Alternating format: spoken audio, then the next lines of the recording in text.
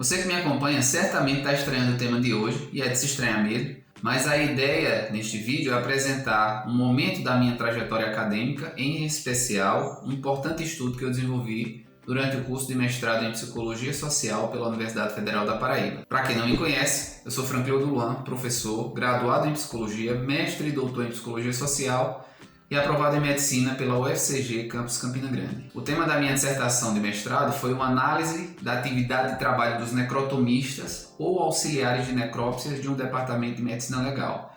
Esse foi um estudo desenvolvido sob a orientação do professor Paulo Zambroni nos anos de 2012 e 2013, mas a defesa da dissertação só ocorreu no início de 2014. Apenas para esclarecer de início, caso você não saiba, os necrotomistas são profissionais que executam, sob a supervisão de peritos, como o médico legista e o perito odonto, as necrópsias médico-legais, que são procedimentos periciais em vítimas de morte violenta. E nesse rol entram acidentes, homicídios, suicídios, afogamento, morte por descargas elétricas, então mortes violentas ou em condições suspeitas, para determinar a causa da morte, o método empregado nesse procedimento e o tempo transcorrido desde o óbito, geralmente a fim de atender às solicitações judiciárias. Quais seriam as implicações de ter a morte como uma constante em sua atividade de trabalho? O que torna execuível uma atividade que envolve cadáveres humanos violentados e os dramas que eles materializam? O que significa integrar uma organização que tem a morte como um fator desencadeador do processo de trabalho?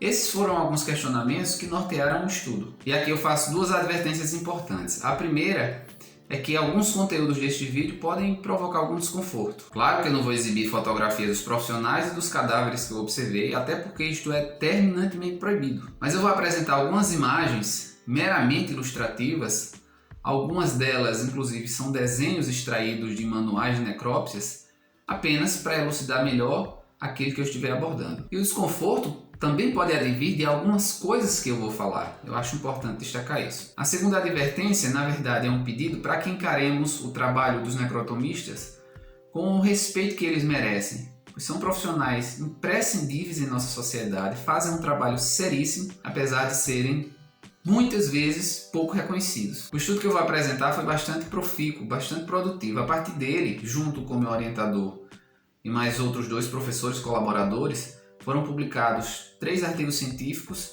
em 3 das mais qualificadas revistas científicas em psicologia no Brasil. E para o vídeo não ficar com a linguagem excessivamente técnica, eu vou apresentar bem sucintamente qual foi o perfil metodológico do estudo. Na verdade, foram entrevistas individuais com os 6 necrotomistas que à época trabalhavam lá no departamento em que pesquisei, e também fiz observações na sala de necrópsias da atividade em si desses profissionais. Ressalto que os necrotomistas são policiais civis, trata-se de uma carreira dentro da polícia científica atrelada à polícia civil. Mas vamos iniciar falando como é a organização do trabalho dos necrotomistas no DML ou IML, onde se deu o estudo. Os necrotomistas, como os demais profissionais com os quais lidam diariamente, trabalham num regime de plantão de 24 horas, seguido por um período de 72 horas de folga. Cada plantão é assumido por uma equipe formada por 2 necrotomistas, 2 médicos legistas ou médico-legais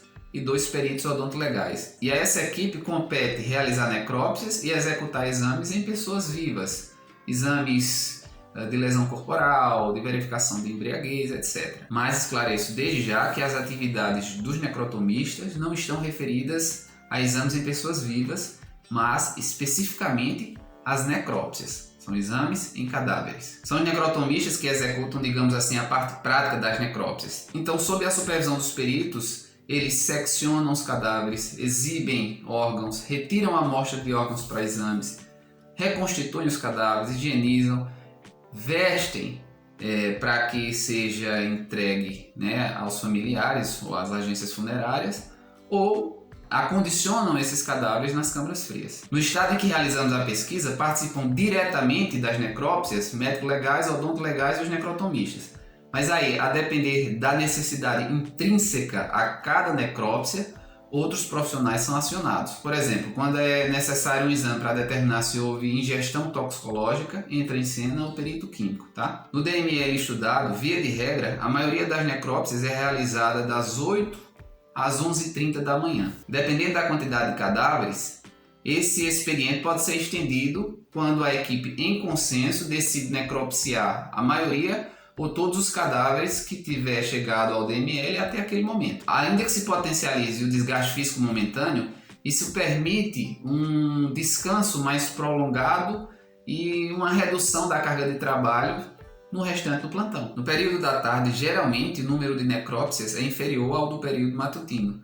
Então a equipe retorna à sala de necrópsias às 14 horas e lá permanece até às 17h30. No horário noturno, evita-se realizar necrópsias, pois com o uso apenas da luz artificial, a eficiência do exame pode ser comprometida. Também está sob a responsabilidade dos necrotomistas receber a qualquer hora do dia os cadáveres que são conduzidos ao ML pelo rabecão, o veículo de remoção de cadáveres.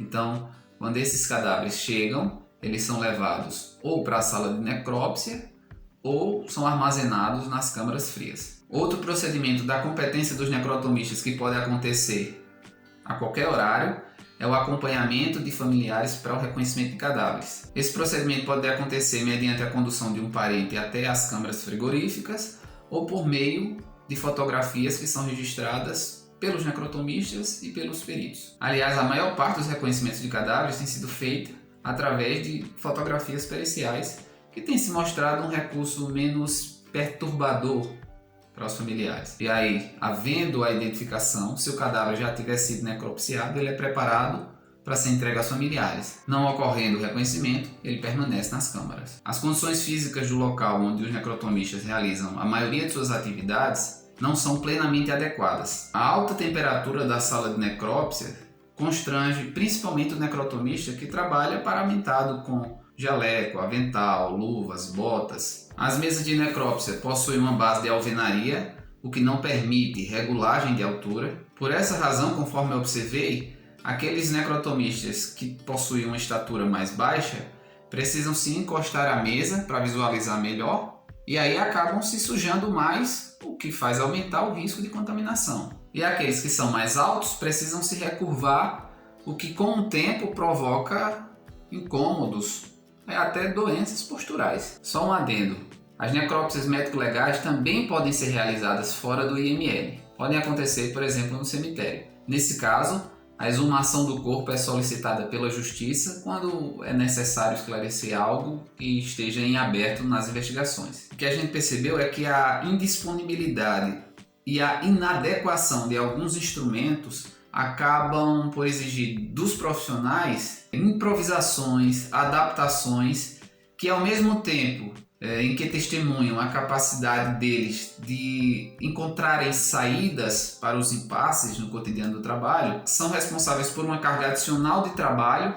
que poderiam não existir caso os instrumentos de trabalho fossem adequados ou estivessem disponíveis. Por exemplo, eu observei os necrotomistas utilizarem, em razão da indisponibilidade de uma ferramenta adequada, uma faca de cozinha, faca peixeira, sem cabo, para talhar os ossos das bases cranianas dos cadáveres. Ainda que esse uso garanta a sequência do procedimento, como a área de contato entre a faca e a marreta fica significativamente reduzida, isso aumenta o risco de acidentes e acentua o desgaste físico. A esse respeito, um participante relatou: "Nós não temos equipamento nenhum para abrir as vértebras. Certa vez eu fui numa loja de construção, comprei um martelo e comprei uma talhadeira. Olha só, por aí você tira a qualidade das condições técnicas. Esses que eu comprei também não são adequados, mas é uma adaptação, uma estratégia. Eu tenho que fazer isso, eu tenho que achar a bala. Hoje mesmo no plantão tinha uma bala que entrou na região occipital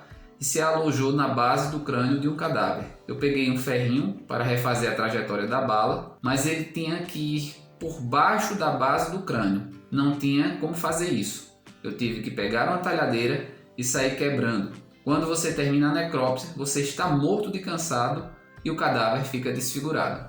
Percebam como essa fala mostra a intenção do necrotomista de realizar bem o seu trabalho e as improvisações que ele precisa fazer. Nesse caso, ele improvisa uma ferramenta para que o trabalho seja realizado. Essa situação específica também gera um aborrecimento porque dificulta aquilo que evidenciamos ser uma regra de ouro no trabalho desses profissionais, qual seja, entregar o corpo à família com a melhor aparência possível, evitando desfigurações desnecessárias. Eu acho, essa uma regra muito nobre, muito bonita, muito humana do trabalho desses caras. Eu vi um cadáver que foi alvejado no rosto por um projétil de arma de fogo. Do ponto de vista da economia do esforço, seria muito mais prático desfigurar o rosto do cadáver e resgatar o projétil. Mas para evitarem desfigurar o rosto e impactarem os familiares e os amigos no velório, por exemplo, os necrotomistas seguem um percurso muito mais desgastante. Eles cortam e removem o escalpo, serram o crânio, que é formado por ossos hipercalcificados. Os caras usam arco de serra, então eles suam porque é muito trabalhoso. Depois, removem o encéfalo para tentar acessar o projétil por dentro da face, digamos assim. Eu vejo muita humanização nisso. Os necrotomistas também demonstraram insatisfação quanto ao salário que recebem. Na época, a remuneração entre 2 e 3 salários mínimos não atende às necessidades pessoais e profissionais e também não é compatível com as atribuições e carga horária do trabalho desses profissionais. E além disso, a falta de investimentos compatíveis com as reais necessidades da instituição compromete cada vez mais o trabalho dos profissionais ali envolvidos, que evidencia uma falta de reconhecimento do Estado. E aí alguns expuseram: o governo não quer investir, aliás, para eles não é nem investimento, é um gasto, entendeu? E um outro participante proferiu: o trabalho do necrotomista está no nível de insalubridade máxima. Deveríamos receber 40%, mas o governo do estado paga apenas 5%. No estudo, nós identificamos que os necrotomistas reconhecem diversos riscos a que estão expostos. Destacaram inicialmente os riscos biológicos, principalmente durante as necrópsias.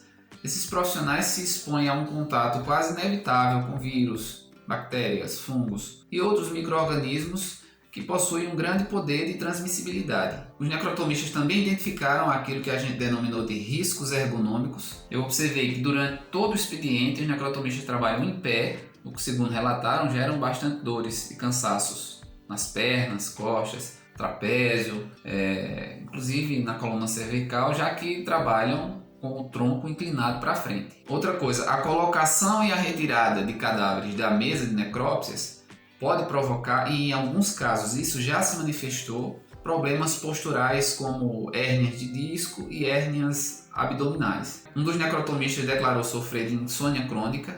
Ele acredita que o trabalho não foi a causa desse problema, mas o fato de assumir plantões de 24 horas parece agravar o quadro. Identificamos também o risco de acidentes envolvendo os instrumentos perfuro-cortantes, bisturis, facas de amputação, arcos de serra, cutelos, tesouras, agulhas de sutura. São instrumentos que podem facilmente romper a luva de látex que esses profissionais utilizam durante as necrópsias. E os acidentes durante esses procedimentos periciais encerram 2 agravantes. Podem incapacitar permanentemente esses profissionais para a prática da necrópsia e pode ocasionar infecções devido ao contato desses instrumentos com a corrente sanguínea dos profissionais. O nosso estudo também detectou a presença de risco de contaminação por agentes químicos, devido ao manuseio de substâncias como formol, álcool metílico e do contato com cianeto, chumbo, nitratos de prata, os quais podem estar presentes nos fluidos corporais dos cadáveres. 2 necrotomistas se referiram ainda aos riscos psicossociais, que eles chamaram de riscos interpessoais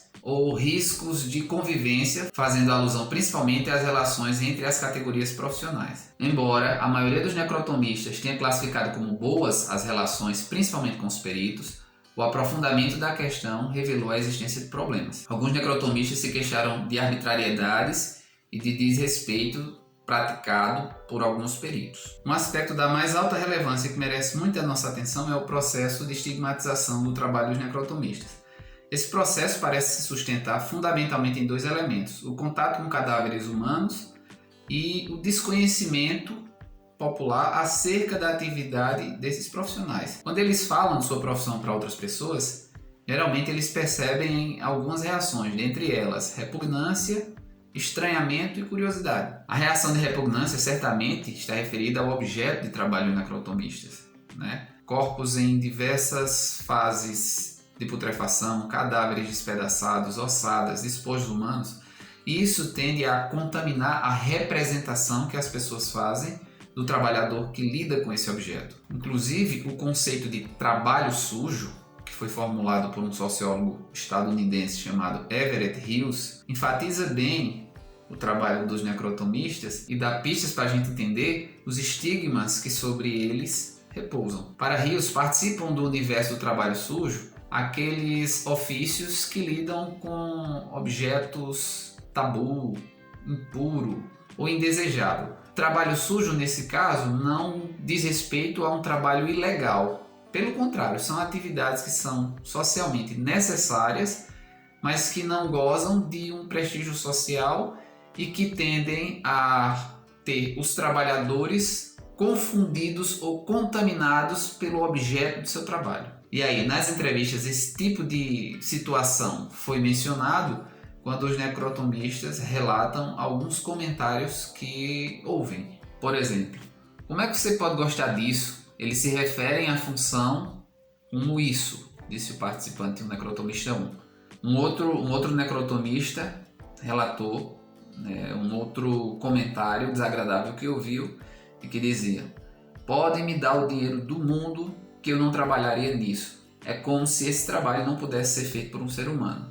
E um outro necrotomista ainda afirmou ouvir: como é que tu tens coragem de abrir um cara, depois tu almoça, tu dorme bem? Então, além da repugnância e do estranhamento, o desconhecimento por parte da população em geral das atividades que acontecem no Departamento de Medicina Legal tende a gerar uma série de imagens pejorativas e equivocadas dos profissionais que lá trabalham. Aos olhos da sociedade, o estigma carregado pelo Departamento de Medicina Legal é diferente do estigma carregado pela polícia, até porque as pessoas sequer associam uma instituição a outra. Talvez as pessoas não conheçam o trabalho do DML e dos seus profissionais porque elas não se interessam em saber quase nada sobre essa instituição. Ninguém quer conhecer, de preferência ninguém quer passar nem por perto do DML. Então a identidade institucional do DML acaba por ser contaminada pela natureza do trabalho lá desenvolvido, o qual estabelece uma relação íntima com a morte, que ainda é um tabu cultural difícil de se romper. E aí os relatos dos necrotomistas nos forneceram exemplos de atitudes preconceituosas e degradantes em relação ao seu trabalho. Eles relatam: tem gente que diz que a gente tira pedaços de vísceras para fazer churrasco, falam as coisas mais bizarras possíveis, criam muito mitos. De necrófilo a canibal, tem de tudo. Outro necrotomista: a princípio, a gente ganha um monte de apelido, há um mito de que o necrotomista tem relações sexuais com os cadáveres femininos, de roubar peças humanas, de se admirar com os órgãos genitais, há um mistério nisso também, de ser imundo, de ser frio, de ser desumano, cachaceiro, viciado, doente. Existem casos isolados de alguns profissionais que cometem crimes, mas jamais generalizemos, pois muitos, a maioria deles, pauta a sua carreira pela lisura, pela seriedade, pela ética, pela responsabilidade. Então, nós endossamos o argumento de que a estigmatização do trabalho e dos trabalhadores do IML é também tributária da ignorância, do desconhecimento. Inclusive, os próprios necrotomistas, quando há oportunidade, buscam esclarecer as características do seu trabalho como um antídoto para desconstruir certos rótulos insultuosos: necrófilos, canibais, porcos, sujos, viciados. Esses rótulos são socialmente atribuídos a esses profissionais e constituem uma fonte particular de sofrimento para os necrotomistas. Os necrotomistas estão expostos às dificuldades cotidianas de lidar com a morte e com o sofrimento dos familiares das vítimas. Isso constitui, minha gente, uma fonte particularmente desestabilizante para esses profissionais, os quais mobilizam estratégias defensivas individual e coletivamente elaboradas. Essas estratégias representam operações que modificam a maneira como os trabalhadores percebem a realidade. Uma estratégia marcante é o que nós nomeamos de coisificação dos cadáveres. Para os necrotomistas, cadáver é coisa, não é pessoa, e tratá-lo como objeto, destituído de seus dramas e de suas histórias, parece funcionar como uma espécie de blindagem emocional da qual Muitas vezes os necrotomistas nem se dão conta. Não se trata, como eles fizeram questão de enaltecer, de uma insensibilidade à dor humana ou de uma frieza, mas de um recurso protetivo capaz de evitar descompensações psicológicas. Vejam esse relato. A gente sabe que o cadáver que está ali, a pessoa que outrora teve vida, ela tem um pai, uma mãe, um irmão, um esposo, um filho, tem uma história e essas pessoas estão chorando por ela. A gente tem que respeitar, mas não quer dizer que a gente tenha que entrar na dor deles. Então a gente procura o mínimo possível se envolver com a história. A gente convive com o lamento, a penúria, a dor. Se a gente se envolver com essas coisas, a gente não consegue trabalhar. A verdade é essa. As pessoas classificam a gente como pessoas frias, mas é uma defesa, entendeu? Para alguns necrotomistas, conforme eu pude observar, fitar o rosto dos cadáveres é um ato particularmente incômodo que pode comprometer o distanciamento afetivo que eles tanto prezam. Então, nesse sentido, o cadáver fica assim reduzido a lesões e órgãos, o necrotomista relatou. Você não olha mais para a face do cadáver, só quando é necessário. Por exemplo, para verificar se há escoriações na região zigomática, se há fratura de mandíbula, se há lesão no globo ocular. Mesmo assim, é um olhar técnico. Você não olha para a face do cadáver pensando: era uma pessoa em vida, que devia ter família, coitado dele. É uma questão de higiene mental. Se você se compadecer com cada caso que seja, você não trabalha. Ainda a respeito da objetificação dos cadáveres e da proteção emocional, um dos necrotomistas forneceu um relato emblemático da eficácia dessa estratégia defensiva. Mesmo ele tendo realizado necrópsias de amigos e conhecidos, evidentemente sem saber, esses só tiveram a sua identidade reconhecida quando do momento da entrega do corpo às famílias. Vamos ver o relato. Já aconteceu 3 vezes comigo. Eu fiz 3 necrópsias de 3 conhecidos em tempos diferentes e não os conheci, e era gente próxima mesmo. Como eu trabalhava em uma cidade diferente da que eu nasci, eu nunca imaginei que pudesse encontrar alguém conhecido até pela distância. Isso aconteceu 3 vezes. Eu fiz a necrópsia e quando cheguei lá fora, um bocado de gente conhecida e eu: o que é que vocês estão fazendo aqui? É fulano que tá aí. Tá não, rapaz. Tá, ele já vai ser liberado agora.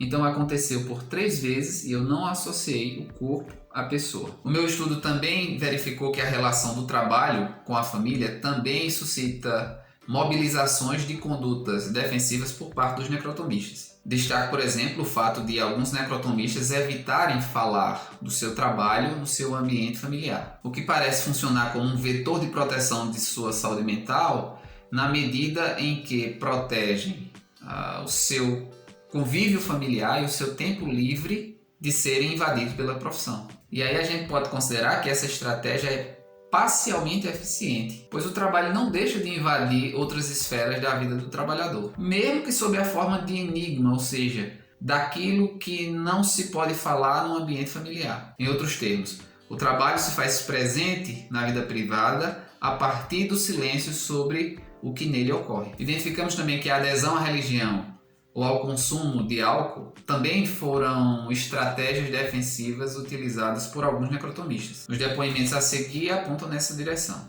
Eu sou católico, não sou praticante, mas faço minha oração quando chego às 18 horas, rezo também e quando vou dormir, ou seja, eu tento me proteger religiosamente porque é uma coisa que eu acredito. Um outro necrotomista relatou. Mas eu acho que essa questão da bebida age como um bálsamo para o meu trabalho. Um bálsamo meio perigoso. Funciona às vezes, funciona no dia, mas no dia seguinte a deprê vem dobrada. Uma estratégia que é coletivamente partilhada por todos os necrotomistas do DML é o uso de distrações durante as atividades de trabalho. Eu observei brincadeiras entre eles, chacotas, uso de apelidos. Alguns cantavam e cantarolavam durante a necrópsia, riam, falavam de comida. E aí a gente sabe que essas práticas são comuns em ambientes de trabalho com uma certa tetricidade, no sentido de tentar tornar aquele ambiente mais leve e suportável. E aí eu diria que usa-se o humor para disfarçar a dor. No caso dos necrotomistas, as histórias são muitas e o detalhe que faz rir, embora pareça pequeno frente a tantas tragédias revestidas de violência, apresenta-se como um indicativo de defesa, como uma forma de distração diante daquilo que faz sofrer. E aí alguns relatos são ilustrativos nesse sentido. Tem que ter essas brincadeiras, senão a gente não aguenta isso aqui. Brincar é uma forma natural, depois de 20 anos, de driblar o clima a uma certa tensão, já que a gente lida com violência, com mortes. É anestesiar o trauma da situação. Isso acontece principalmente com os mais antigos. É como se com o tempo a gente fosse aprendendo que o trabalho pode ser menos pesado quando tem um pouco de humor inserido. Outro aspecto suscetível de análise, arrolado pelas observações e pelas entrevistas, refere-se às experiências sensoriais vivenciadas pelos necrotomistas. E aí alguns participantes relembraram o início de sua atuação no DML como sendo particularmente difícil em função do contato com os cadáveres, das imagens, dos odores, ressaltando a dificuldade de olhar os rostos, já que no início eles ainda não participavam da estratégia defensiva de evitar encará-los. Acompanhe esse relato. No primeiro mês, as imagens ficam muito vivas na mente, os rostos. Os primeiros rostos você não esquece. O cheiro dá a impressão de que você fica impregnado com o cheiro, mas é só impressão, é só uma ilusão olfativa, mas dá a impressão de que o cheiro fica nos cílios de suas narinas. Então as imagens se repetem, seja na vigília ou durante os sonhos, porque você sonha também. Tem o cheiro e a dificuldade em se alimentar, especialmente no que diz respeito à carne, principalmente devido à semelhança entre a carne humana e a carne bovina ou suína. É impossível não associar as duas carnes. Outros alimentos, como os grãos de feijão, os grãos de arroz, o macarrão, por quê? Porque em muitos casos chegam corpos com conteúdo alimentar saindo pela boca e você vê o alimento perfeitamente, ainda não totalmente digerido. Essa imagem fica gravada na sua mente e na hora da refeição você lembra. Você está vendo o grão de feijão no seu prato e se lembra do grão de feijão que estava saindo do orifício oral do cadáver. O tato também é marcante, porque os cadáveres estão frios ou gelados. Mas assim, isso é só no começo. Com o tempo, esse impacto, essas impressões vão diminuindo e vai se tornando automático. Você não reflete mais sobre o ato, você apenas executa o ato. Então, a gente viu que a experiência do trabalho tende a amenizar as sensações experimentadas no início da atividade, mas o episódio relatado revela uma tensão vivenciada pelo então novato. Em relação aos cadáveres em decomposição, as experiências sensoriais são ainda mais marcantes e difíceis, diz um necrotomista. O primeiro cadáver em decomposição, a que alguns costumam chamar de podrão, é uma coisa muito forte, é uma cena deplorável. Era um rapaz. Eu me lembro que o cheiro atravessou as luvas, as roupas. Eu tive que usar álcool, sabão em pó, água sanitária nas mãos. O mau cheiro gruda em você e você tem uma impressão de que não larga mais. Você tem que meter a mão num monte de tapurus, vermes necrófagos, e nos fluidos apodrecidos. Não é fácil não é exatamente um boticário. Depois de examinar alguns aspectos do trabalho dos necrotomistas que apontam para algumas situações com conotação negativa, cabe mencionar agora algumas repercussões consideradas positivas desse trabalho. O que eu pude notar é que a convivência com a morte parece induzir mudanças de perspectivas frente à vida. Isso pode até nem tornar o trabalho em si mais agradável, mas auxiliam os necrotomistas a adotarem atitudes que os ajudam a valorizar e a aproveitar melhor a vida. E aí alguns necrotomistas relataram que após entrar no DML, reformularam muitos de seus valores. O lado positivo desse meu trabalho é que o camarada fica mais consciente da fragilidade humana, disse um dos necrotomistas. Um outro relatou: passei a ver as coisas acima dos jogos de vaidade, de orgulho e de valorização das aparências. Eu já vi aqui, nessa mesa, mulheres belíssimas, crianças lindas, pessoas na flor da idade que se acabaram aqui. E um outro necrotomista ainda relatou: eu já parei para pensar e já reformulei muitos valores que eu tive. Quando eu comecei a trabalhar, eu não tinha muita noção, mas a gente vai amadurecendo e as coisas vão se clareando. Hoje eu mudei muito meus valores, minhas expectativas, meus relacionamentos em relação à iminência da morte. O mesmo fenômeno da morte, para mim, por tudo o que eu já vivi, eu encaro a morte como algo que faz com que eu revalorize a minha vida, entendeu? O que eu puder fazer para consertar relacionamentos, para viver a minha vida como eu acho que deve ser vivida, eu faço. Você já viu um cadáver em decomposição? É um estado lastimável. Ele é 20% pele e 80% verme. Quando você olha isso ali, você pensa: eu vou passar por isso.